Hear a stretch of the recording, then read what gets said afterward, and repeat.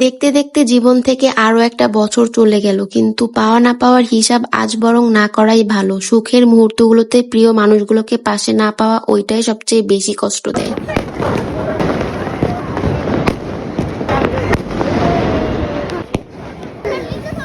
সারা বছরের সব ups and down, সব টানাপোড়েন আজকের এই একটা রাতেই এসে যেন রিসেট হয়ে যায়। শেষ রাত, শেষ অধ্যায়, নতুন সকাল, নতুন আশা নিয়ে welcome new year. Hello everyone, welcome 2026। দোয়া করি নতুন বছরটা সবার জীবনে ইচ্ছা পূরণের বছর হয়ে আসুক, ভরে উঠুক আনন্দে আর শান্তিতে। তবুও এত এত আনন্দের মাঝেও আমার চোখ দুইটা বারবার কিছু একটা খুঁজে যাচ্ছিল। ওইটা একটু পরেই বলবো, তার আগে চলেন দেখি আজকের মেনুতে কি কি আছে।